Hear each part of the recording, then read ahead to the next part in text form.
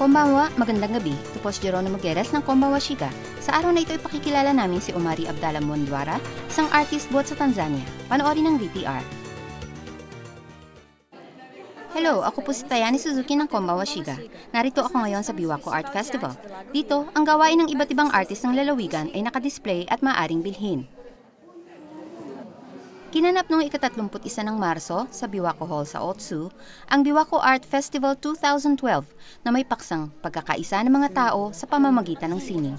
Bukod sa pagtatanghal ng sari-saring musika, sayaw at singing, ginanap rin ang isang art flea market.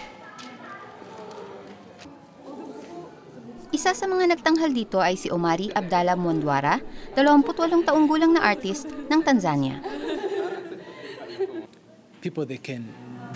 Dahilan sa nakakapagbigay inspirasyon ang aking sining sa ibang tao, hangarin kong maging isang mahusay na artist. The best artist.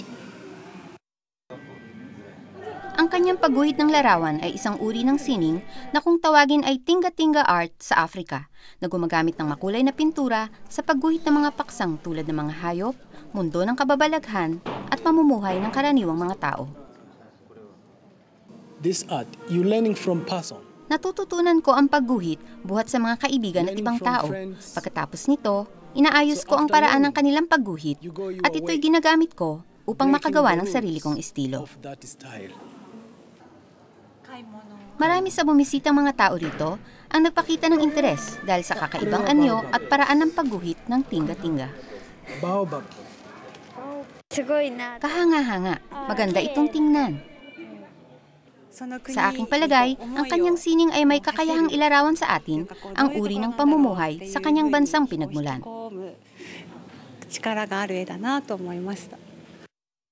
First of all, you need Una sa lahat, sinisimulan ko muna ang pagguhit sa background.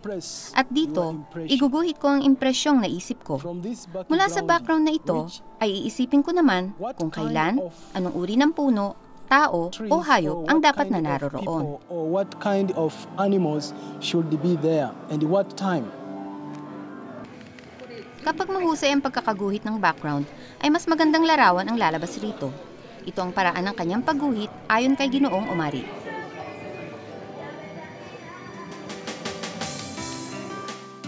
Dumating si Ginoong Omari sa Japan 2 taon nang nakakaraan, pagkatapos na sila ay kasal ng kanyang asawang si Yasuko na nakilala niya sa Tanzania. Bukod sa pagguhit, nagtuturo rin siya ukol sa kultura ng Afrika sa mga paaralan. Ipinapakita niya ang kanyang kakayahan sa iba't ibang larangan. Narito ang mensaheng nais niyang iparating. Use your talent. Ipakita ang inyong kakayahan. Huwag ninyo itong itago. Ilabas ang taglay na talento upang ito ay lalo pang lumawak. Show up your talent. In order your talent to grow. Nagustuhan ko ang matingkad na kulay ng larawan.